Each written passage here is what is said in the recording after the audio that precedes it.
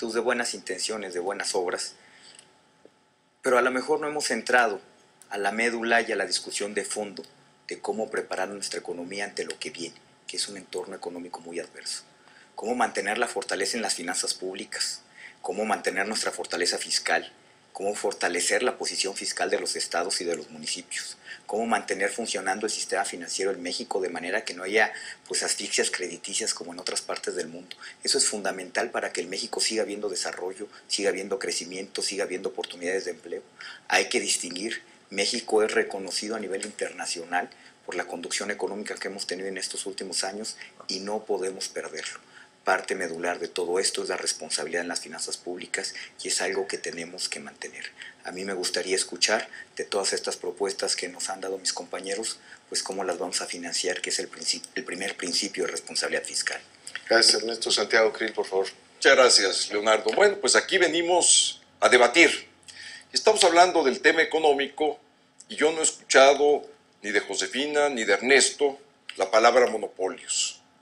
Yo creo que ese es uno de los grandes temas pendientes de las dos administraciones panistas. Yo creo que los errores hay que reconocerlos, porque son los monopolios los que tienen frenada buena parte de nuestra economía, son los que impiden las inversiones, porque cierran los mercados, son los que nos dan productos caros y de mala calidad, y cuando nos comparamos con otros mercados nos damos cuenta que estamos pagando mucho más. Por ejemplo, Josefina habló del mercado interno, y no nos mencionó la palabra monopolio, que no existen, que no se ven, que no estamos todo el día al acecho de esos productos malos, chatarra. Además, lo que da la desigualdad en este país pues son los monopolios, y no nomás la desigualdad, lo que impide el avance en la ciencia y la tecnología, en las inversiones para avanzar nuestra ciencia. Entonces yo creo que son los temas que tenemos que debatir. Gracias, Santiago. Vamos a ocuparnos ahora, si les parece, del tema que probablemente más preocupa a los ciudadanos, que es el Estado de Derecho, Justicia y Seguridad. Ernesto Cordero, Santiago Krill Miranda y Josefina Vázquez Mota harán uso de la palabra en ese orden. Empiezo, Ernesto, con la pregunta que formulo directamente. ¿Qué elementos debe tener la reforma política que necesita el país y por qué? Leonardo, cualquier cosa que nos ayude a trasladar el poder a los ciudadanos es algo que debemos de seguir y debemos de apoyar. Cualquier cosa que le permita al Estado mexicano generar las mayorías que necesita para que avancemos en las reformas estructurales que el país requiere, pues es algo que debemos de promover. Yo creo también que cualquier cosa que promueva la profesionalización de los servidores públicos es algo loable y que hay que tener. Y en esa lógica y con esos tres principios creo que la reforma política que debemos de perseguir es una reforma que permita la elección consecutiva de funcionarios municipales, alcaldes y sus cabildos. Debemos de seguir también, y eso a efecto de que se puedan profesionalizar los cuadros municipales, que es una gran carencia en México. Debemos también de perseguir una segunda vuelta en la elección presidencial que nos permita generar las mayorías que estamos necesitando pues para hacer avanzar más rápido a México. Debemos de avanzar también en una reforma constitucional que nos permita tener reconducción presupuestal, es decir, un esquema que nos permita solucionar el vacío que existe cuando no se puede poner de acuerdo el Congreso para aprobar un presupuesto y toda la incertidumbre que esto genera, que puede ser muy seria y muy grave, y debemos de avanzar en la reconducción presupuestal. Debemos de avanzar en la posibilidad de que los ciudadanos puedan presentar iniciativas al Congreso. No solo los ciudadanos, también el Poder Judicial necesita tener la capacidad de iniciativa para poder presentar las reformas de ley que son necesarias para el buen desempeño de la Suprema Corte de Justicia. En fin, que hay muchos aspectos que están pendientes en la reforma política que debemos de perseguir, que debemos de apoyar. También está la iniciativa preferente al presidente de la República, una iniciativa donde pues, el presidente señale cuál es una iniciativa que le interesa y el Congreso se comprometa a legislar, a dictaminar, a aprobar o en su caso desechar, pero que tome una posición con iniciativas importantes. Santiago, ¿qué iniciativas implementaría en procuración de justicia y promoción y defensa de los derechos humanos? Bueno, pues mira, me ha tocado, Leonardo, a lo largo de toda mi vida al servicio público, impulsar en primer lugar la autonomía constitucional de la Comisión Nacional de los Derechos Humanos y más recientemente la reforma en materia de derechos humanos, que yo creo que es sin duda la reforma más importante después de la promulgación de nuestra Constitución de 1917. Es una reforma que incorpora el principio de reconocimiento del derecho humano. Es decir, el Estado no lo otorga de manera graciosa, sino es un reconocimiento de que el derecho está vinculado a la persona. Esto fue un logro panista porque es la proyección humanista de nuestro partido en la reforma constitucional que acabamos de llevar. Pero también incorpora el orden internacional. Entonces tenemos que empezar por adecuar muchas de nuestras leyes a lo que son los parámetros nuevos de los derechos humanos a nivel nacional. También, por ejemplo, en materia de víctimas, hay cláusulas nuevas con esta reforma que tiene que ver con la indemnización. Una buena ley de víctimas para soportar estas indemnizaciones con las partidas presupuestales correspondientes, pero también hay que decir, la mejor manera de defender los derechos humanos es con la seguridad pública. Y por eso yo quiero abocarme a enfrentar y arreglar el problema de la violencia que tiene el país, con una estrategia distinta a la del actual gobierno, que reconoce las cosas buenas que se han hecho durante esta administración, pero que va por un camino distinto. Yo por eso, panista, te pido tu voto para que me dejes enfrentar el problema de la inseguridad y de la violencia de una manera que la gente, que las familias puedan vivir en paz y en tranquilidad. Gracias, Santiago. Josefina Vázquez Mota, ¿cómo profundizaría los procesos en materia de transparencia, rendición de cuentas y combate a la corrupción? Con mucho gusto, doctor Curcio. Yo quiero plantear la urgencia de un nuevo federalismo. No estamos viviendo un auténtico federalismo en el país. El federalismo no es solamente la descentralización de los recursos a entidades federativas y también a municipios. Creo en el municipio fuerte porque es una convicción de nuestro partido, es una convicción de Acción Nacional. Lo que no sucede en el municipio no sucederá en la vida del país. Ejemplo de ello es la urgencia que tenemos de mejores policías confiables que puedan defender a sus familias de los delitos que más les lastiman, del robo, del homicidio, del secuestro, de la extorsión. Hablando de federalismo, es inevitable, Leonardo, hablar también de las Fuerzas Armadas. Las Fuerzas Armadas regresarán a sus cuarteles hasta que ustedes tengan la certeza de contar con policías confiables. Así me lo han dicho en Nuevo León, en Tamaulipas, en Veracruz y también en Michoacán. Y como lo más importante, si hablamos de transparencia y rendición de cuentas, es empezar en casa, yo quiero tu confianza y la confianza de tu familia. Y por eso, Leonardo, hoy quiero hacer un compromiso frente a todos los panistas y ciudadanos que nos acompañan y me voy a someter en los próximos días a exámenes toxicológicos y también al polígrafo. Le exigiré a mi equipo de trabajo que aplique los mismos exámenes y como yo sí puedo poner el ejemplo, aplicaré estos exámenes a todos los cuerpos policíacos del país de manera mensual y aleatoria para abonar a esta transparencia y a esta rendición de cuentas. Frente a los criminales, todo el peso de la ley, a quienes lavan dinero y, por supuesto, a los políticos involucrados. Para lograrlo, vota este 5 de febrero. Gracias, Josefina. Vamos ahora a la réplica. Santiago, ¿qué le ruego que inicie? Sí, Leonardo, pues yo escuché que la pregunta a Josefina era de transparencia.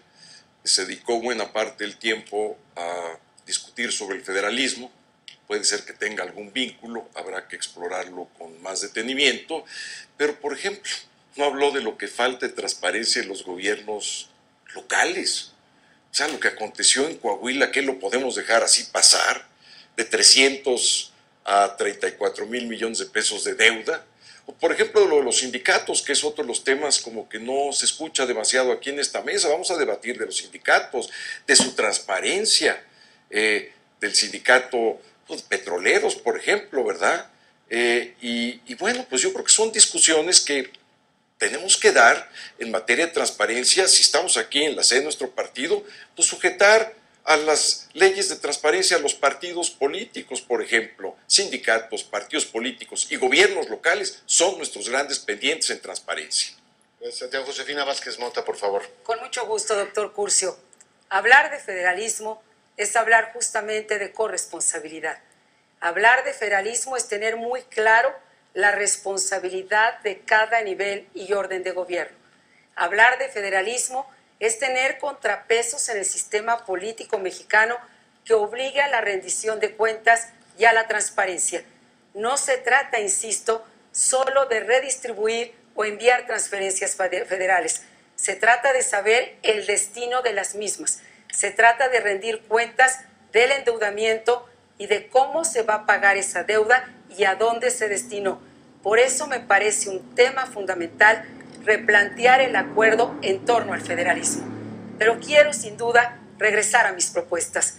Voy a acompañar a las familias de las víctimas del crimen con sensibilidad para que no vuelvan a ser víctimas también del abandono. Por este nuevo federalismo y esta transparencia, vota libre este 5 de febrero. Gracias, Josefina. Ernesto Cordero, por favor. Gracias. Retomar un poco el comentario de Santiago, de que ciertamente venimos a debatir y no a refritrear propuestas que ya se han presentado en el pasado. Muchas de las propuestas que estoy escuchando de Josefina, pues yo le he planteado en foros anteriores, están publicadas desde noviembre de este año, y me parece que hay que retomar el tema de la transparencia y la rendición de cuentas. Y me parece que algo que es fundamental, y repito, es el tema, la diferencia no está en las propuestas, la diferencia en esta mesa está en las trayectorias, está en el carácter. Y a mí sí me gustaría transparentar pues las asistencias a las votaciones en la Cámara de Diputados durante el periodo comprendido de febrero a abril del 2011, donde la diputada Vázquez Mota pues fue la que menos asistencia tuvo en las votaciones de los 500 diputados.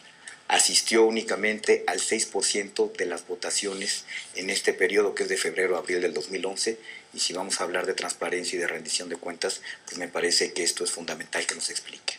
Gracias, Ernesto. Bueno, pues hasta ahora han sido preguntas a cada uno de los precandidatos. En este bloque tengo una pregunta para los tres. Y es, bueno, van a usar la palabra en el siguiente orden: Josefina Vázquez Mota, Ernesto Cordero y Santiago Krill. Josefina, ¿cuáles serían las razones por las que la ciudadanía debe optar por el Partido Acción Nacional sobre otras opciones políticas? Con mucho gusto, doctor Curcio. El Partido Acción Nacional ha cambiado la esencia y el rostro del país. Gracias al Partido Acción Nacional, pasamos del autoritarismo a la democracia. Pasamos, sin duda, de un Estado sin rendición de cuentas a un gobierno que lo ha hecho y que ha acudido y ha promovido instancias como el IFAI.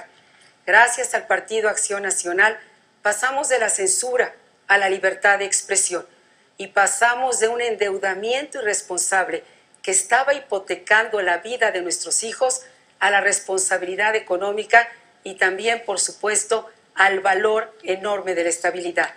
Con los gobiernos del PAN, millones de familias han podido acceder a un crédito para tener derechos de propiedad y ser también dueños de su vivienda. Los gobiernos de Acción Nacional han tenido una política social responsable. Hoy tenemos cobertura universal de salud, que es sin duda uno de los logros más importantes del presidente Felipe Calderón, que muy pocos países tienen en el mundo. Y no solamente cobertura universal. Hoy las mujeres tienen protección para el cáncer de mama, el cáncer cervicuterino o los niños también que enfrentan esta dolorosa enfermedad. Con los gobiernos del PAN hemos ampliado la plataforma del programa Oportunidades, no solamente en las zonas rurales, sino también en las zonas urbanas. Con los gobiernos del PAN se ha enfrentado con valor y decisión al crimen organizado, y yo me comprometo a seguir defendiendo a las familias mexicanas. Con los gobiernos del PAN se ha fortalecido la democracia en nuestro país y se han acabado viejas prácticas que lastimaban el poder del ciudadano. Con los gobiernos del PAN no solamente hemos logrado ampliar las libertades, la democracia y la estabilidad, hemos logrado cambiar la esencia de México. Por eso hay que votar por el PAN. Gracias, Josefina. Ernesto Cordero, la misma pregunta. ¿Por qué el PAN? Mira, además de todo lo que Josefina acaba de enunciar con mucha precisión, usted diría que hay una razón fundamental, que es la congruencia en los gobiernos del PAN. Los gobiernos del PAN son gobiernos que siempre han hablado con la verdad, que son gobiernos honestos, Y son gobiernos que han sabido tomar decisiones difíciles, aun cuando no han sido decisiones de buenas intenciones, de buenas obras. Pero a lo mejor no hemos entrado a la médula y a la discusión de fondo de cómo preparar nuestra economía ante lo que viene, que es un entorno económico muy adverso. Cómo mantener la fortaleza en las finanzas públicas, cómo mantener nuestra fortaleza fiscal, cómo fortalecer la posición fiscal de los estados y de los municipios, cómo mantener funcionando el sistema financiero en México de manera que no haya pues asfixias crediticias como en otras partes del mundo. Eso es fundamental para que el México siga habiendo desarrollo, siga habiendo crecimiento, siga habiendo oportunidades de empleo. Que no existen, que no se ven, que no estamos todo el día al acecho de esos productos malos, chatarra. Además, lo que da la desigualdad en este país pues son los monopolios, y no nomás la desigualdad, lo que impide el avance en la ciencia y la tecnología, en las inversiones para avanzar nuestra ciencia. Entonces yo creo que son los temas que tenemos que debatir. Gracias, Santiago. Vamos a ocuparnos ahora, si les parece, del tema que probablemente más preocupa a los ciudadanos, que es el Estado de Derecho, Justicia y Seguridad. Ernesto Cordero, Santiago Krill Miranda y Josefina Vázquez Mota harán uso de la palabra en ese orden. Empiezo, Ernesto, con la pregunta que formulo directamente.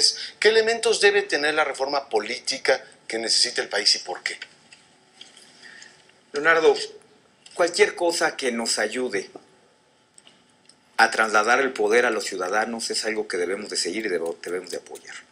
Cualquier cosa que le permita al Estado mexicano generar las mayorías que necesita para que avancemos en las reformas estructurales que el país requiere, pues... Ni de Ernesto, la palabra monopolios. Yo creo que ese es uno de los grandes temas pendientes de las dos administraciones panistas. Yo creo que los errores hay que reconocerlos, porque son los monopolios los que tienen frenada buena parte de nuestra economía, son los que impiden las inversiones, porque cierran los mercados, son los que nos dan productos caros y de mala calidad, y cuando nos comparamos con otros mercados nos damos cuenta que estamos pagando mucho más. Por ejemplo, Josefina habló del mercado interno y no nos mencionó la palabra monopolio. Hay que distinguir. México es reconocido a nivel internacional por la conducción económica que hemos tenido en estos últimos años y no podemos perderlo.